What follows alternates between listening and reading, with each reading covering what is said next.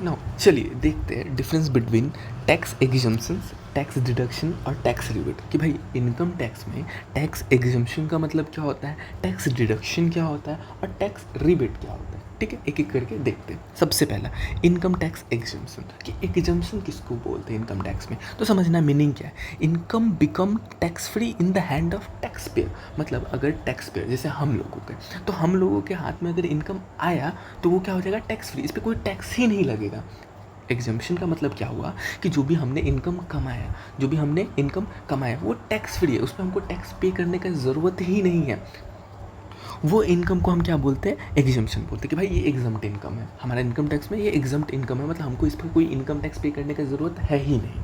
ठीक है, आप सिंपली बोल सकते हो टैक्स फ्री इनकम, कि भाई मेरे को टैक्स नहीं देना इस इनकम पे जो हमने कमाया है इनकम। ठीक है, और समझना ये जो एग्जम्पशन जो इनकम होता है, जैसे जो एग्जम्प्ट इनकम होता है, वो आप जब कंप्यूट करते हो ना, टैक्स लाइबिलिटी कंप्यूट करते हो कैसे, इनकम टैक्स में क्या करते हो, इनकम टैक्स में आप सिंपली जो भी 5 हेड्स होते हैं, हमारा सैलरी हो गया, हाउस प्रॉपर्टी हो गया, हमारा पीजीबीपी हो गया, हमारा कैपिटल गेन हो गया, अदर सोर्स का इनकम हो गया। ठीक है, इस पर कोई डिडक्शन हुआ तो उसको लेस करके, और जो भी टैक्स लाइबिलिटी हमारा आता है वो हम पे करते हैं। सिंपल यही होता है इनकम टैक्स में। ठीक है, लेकिन ये सारा इनकम जो कंप्यूट कर रहे हैं हम, सारे हेड्स को इनकम को कंप्यूट करके फिर डिडक्शन लेस करके जो टैक्स पे कर रहे हैं, इस कंप्यूटेशन में ही हम इस इनकम को इंक्लूड करते ही नहीं।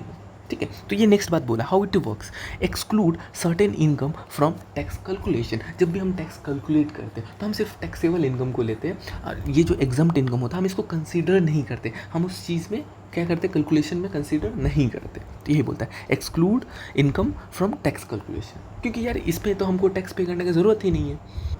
जैसे एग्जाम्पल क्या हो गया, एग्रीकल्चर इनकम, जो आपने एग्रीकल्चर, जो भी फार्मर होते हैं वो एग्रीकल्चर इनकम अर्न करते हैं, उस पर टैक्स नहीं लगता है, वो क्या होता है, एग्जम्प्ट इनकम हो जाता है। या फिर आपको स्कॉलरशिप मिला, कोई भी स्टूडेंट्स है वो एग्ज़ाम पास किया तो उस पर स्कॉलरशिप मिला, तो वो भी क्या हो जाता है, हमारा एग्जम्प्ट इनकम हो जाता है। देखो यही चीज़ बोला है समरी में कि एग्जम्पशन जो होता है कि income not included in taxable income, क्योंकि भाई टैक्सेबल इनकम में हम इंक्लूड ही नहीं करते, और यूँ बोले तो कैलकुलेशन में इंक्लूड ही नहीं करते। बट हाँ, जब भी आप आईटीआर फाइल करते हो तो इसका एक सेपरेट सेक्शन होता है जहाँ पे आपको शो करना पड़ता है कि ये एग्जम्प्ट इनकम है, जो कि आपका इनकम का पार्ट नहीं बनता, बट हाँ शो करता है एज एन इन्फॉर्मेशन कि हाँ आपने इनकम कमाया, लेकिन आपके कैलकुलेशन का ये पार्ट नहीं बनता है कि उसमें ऐड या लेस इस तरीके से कुछ।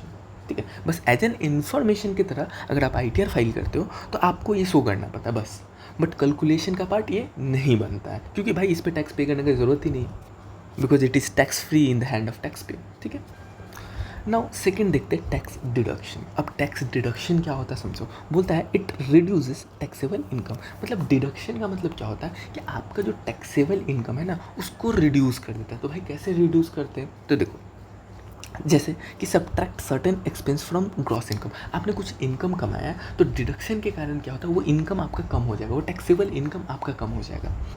फॉर एग्जाम्पल 80C का डिडक्शन मिलता है। 80C जो कंट्रीब्यूशन, मतलब जैसे आप LIC में LIC का प्रीमियम भरते थे, तो इसको वो भी ओल्ड स्कीम में, ओल्ड स्कीम का बात कर रहे हैं, अगर ओल्ड स्कीम में 1,50,000 का आपका डिडक्शन मिल जाता था, तो जो भी ग्रॉस इनकम आता था ना, total income, total taxable income, उससे लेस हो जाता था। तो ये डिडक्शन क्या करता है, आपके इनकम को, आपके टैक्सेबल इनकम को क्या कर देता है, कम कर देता है। जैसे उसी तरीके से मेडिकल एक्सपेंस या मेडिकल इंश्योरेंस होता था, वो भी ओल्ड स्कीम में हमने बात कर रखा है कि जो भी डिडक्शन है अभी मेजोरिटी सिर्फ ओल्ड स्कीम में ही मिलता है, कुछ ही है डिडक्शन जो न्यू स्कीम में मिलता है। तो देखो समरी में भी बोला हुआ है कि डिडक्शन मतलब लोअर टैक्सेबल इनकम, आपके इनकम को क्या कर देता है, कम कर देता है, जो भी टैक्सेबल इनकम है उसको क्या कर देता है, कम कर देता है।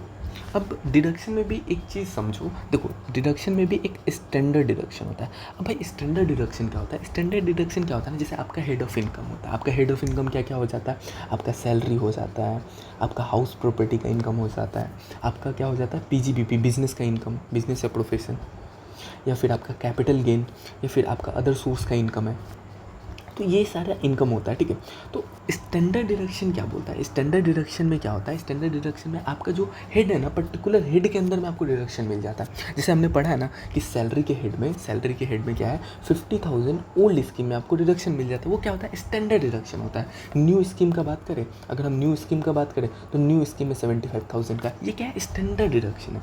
बट यहाँ पे नॉर्मल डिडक्शन जो 80C का डिडक्शन क्या होता है, आपका इनकम कैसे कंप्यूट होता है, इनकम टैक्स कैसे कंप्यूट होता है। देखो जैसे सैलरी, हाउस प्रॉपर्टी, पीजीवीपी, अदर ये कैपिटल गेन, अदर सोर्स का आपने इनकम अर्न किया, ठीक है। तो ये सब को जोड़ के कोई एक इनकम आया, इसमें से आप क्या करते हो, डिडक्शन रिड्यूस होता है। क्या डिडक्शन रिड्यूस होता है। तो यहाँ पे जो डिडक्शन रिड्यूस होता है ना, वही 80C या 80D जो कि ओल्ड स्कीम में मिलता है, अभी न्यू में तो मिलता नहीं है। तो ये नॉर्मल डिडक्शन होता है जिसके बारे में बात किया है, जैसे 80C या मेडिकल एक्सपेंस का। लेकिन इसमें भी कुछ स्टैंडर्ड डिडक्शन होता है जो कि पर्टिकुलर जो हेड है ना इनकम के, उसमें मिलता है। जैसे सैलरी में या हाउस प्रॉपर्टी में अगर आपको पता होगा तो 30% का डायरेक्ट आपको स्टैंडर्ड डिडक्शन मिलता है उसके हेड में। तो स्टैंडर्ड डिडक्शन मतलब पर्टिकुलर हेड में आपको मिल रहे हैं। लेकिन नॉर्मल डिडक्शन की बात करें तो नॉर्मल डिडक्शन पूरा आपका टैक्सेबल इनकम कंप्यूट करने के बाद उसके बाद आपका लेस करना होता है, ठीक है। ये एक्स्ट्रा चीज़ है। और इसमें भी एडिशनली आप जानो तो एग्जम्प्ट इनकम क्या होगा, बताओ। एग्जम्प्ट इनकम इसमें से है, तो इसमें तो कंसीडर ही नहीं करेंगे कैलकुलेशन में, तो एग्जम्प्ट इनकम कंसीडर ही नहीं होता है, ठीक है। तो हमने टैक्स एग्जम्पशन और डिडक्शन के बारे में बात कर लिया, और डिडक्शन में भी एक स्टैंडर्ड डिडक्शन होता है उसके बारे में भी बात कर लिया। अब देखते हैं टैक्स रिबेट के बारे में कि भाई रिबेट क्या होता है, टैक्स रिबेट। तो हमने पढ़ा ना रिबेट, रिबेट मतलब क्या होता है, rebate is like a discount जो कि डिपार्टमेंट, आपका इनकम टैक्स डिपार्टमेंट जो बोले गवर्नमेंट, वो देती है, बोलती है कि ठीक है आपने इतना इनकम अर्न किया है तो इस पर हम कुछ आपको डिस्काउंट दे देंगे, क्योंकि हमने इनकम के या टैक्स के दोनों के पर्सपेक्टिव से देखा। सिंपली क्या होता है, जो भी टैक्स होता है ना आपको पे करने की ज़रूरत नहीं होता है कुछ सर्टेन अमाउंट। अगर टैक्स के पर्सपेक्टिव से बात करें तो दो स्कीम है हमारे पास, ओल्ड और न्यू। अगर न्यू की बात करें तो न्यू में आपका 60,000 तक टैक्स पे करने की ज़रूरत नहीं है, और ओल्ड में 12,500 हो जाता है। वही इनकम की बात करें तो इनकम में क्या 12 लाख तक इनकम क्या हो जाता है हमारा, रिबेट मिल जाता है। और ओल्ड में वही बात करें तो 5 लाख, ये हमने पढ़ भी रखा है। तो रिबेट क्या बोलता है, रिबेट बोलता है कि रिड्यूसेस टैक्स पेबल, जो हमारा टैक्स आ रहा है। मान लो हमारा न्यू स्कीम में बिजनेस का इनकम है, ठीक है, बिजनेस का इनकम है तो 12 लाख मेरा बिजनेस का इनकम है फॉर एग्जांपल। तो इस पर हमको टैक्स कितना पे करना पड़ेगा, टैक्स पे करना पड़ेगा 60,000। बट टैक्स रिबेट के कारण क्या होगा, हमारा 60,000 का रिबेट मिल जाता है, हमारा 60,000 का रिबेट मिल जाएगा, हमको टैक्स नील पे करना है, पे अब करने की ज़रूरत नहीं। यही होता है रिबेट। रिबेट क्या होता है, हमारा टैक्स लाइबिलिटी जो भी हमारा टैक्स पेबल आ रहा था ना 60,000 का, इसको रिड्यूस कर देता है, इसको कम कर देता है। जैसे यहाँ पे इस केस में 12 लाख की इनकम पे हमको 60,000 का रिबेट मिलने वाला था, ठीक है। तो 60,000 ऐसे टैक्स पे करना था, बट रिबेट के कारण हमको अब टैक्स पे करने की ज़रूरत नहीं है, ओके। यहाँ पे बोल भी रहा है इसका कैसे वर्क करता है, तो डिडक्ट कर देता है फ्रॉम कैलकुलेटेड टैक्स, जो भी हमने टैक्स कैलकुलेट किया। फॉर एग्जांपल अभी के एग्जांपल में हमारा टैक्स कितना आ रहा था 60,000, और रिबेट पूरा का पूरा 60,000 हमको मिल जाएगा, तो हमारा नेट टैक्स पेबल क्या हो जाएगा, 0। तो यही बोलता है, यही टैक्स रिबेट का कॉन्सेप्ट होता है। तो ये पुराने इनकम टैक्स के हिसाब से मतलब अभी तो वही चलेगा। अगर फिनेंशियल ईयर 25-26 के बारे में बात करें तो इनकम टैक्स 1964 ही चलेगा, उसमें 87 सेक्शन क्या होता है, 87A है, ओके, इस रिबेट का।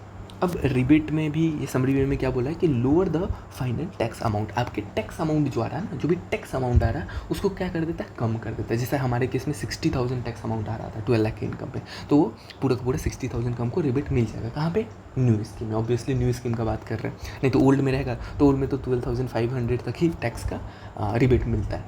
अब टैक्स रिबेट में एक चीज़ एडिशनली देख लो क्या है, अगर किसी का सैलरी का इनकम है, सिर्फ और सिर्फ सैलरी का इनकम है, तो हम यूँ बोलते हैं कि हाँ टैक्स के पर्सपेक्टिव से बात करो न्यू स्कीम में तो 60,000 तक टैक्स का रिबेट मिल जाता है, और इनकम के पर्सपेक्टिव से बात करें, इनकम के पर्सपेक्टिव से तो 12 लाख तक। बट अगर कभी भी सैलरी का इनकम है, जब भी सैलरी का इनकम है किसी का, तो उनका अगर बात करें, उनको इफेक्टिवली इनकम पे कहाँ तक रिबेट मिल जाएगा, इनकम के पर्सपेक्टिव से बात करें तो 12,75,000। वाई, बिकॉज देखो सैलरी वाले केस में हमने बताया ना कि सैलरी में आपको स्टैंडर्ड डिडक्शन मिलता है 75,000 का, एक्स्ट्रा डिडक्शन कहीं ना कहीं मिल रहा है आपको रिबेट के अलावा भी।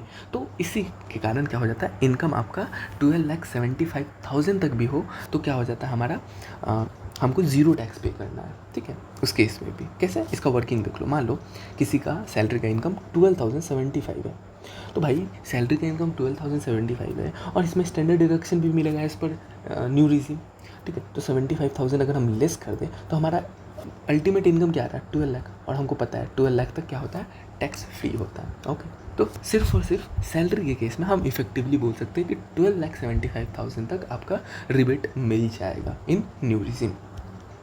तो इस तरीके का ये कॉन्सेप्ट हो जाता है टैक्स एग्जम्पशन का, कि वो तो आपके कैलकुलेशन का पार्ट ही नहीं बनता है, ठीक है, अलग से बस आप शो कर देते हो इनकम टैक्स रिटर्न में। डिडक्शन क्या होता है, आपकी इनकम को कम कर देता है। जैसे 80C का डिडक्शन हो गया, या स्टैंडर्ड डिडक्शन भी हो गया आपके सैलरी में या हाउस प्रॉपर्टी में।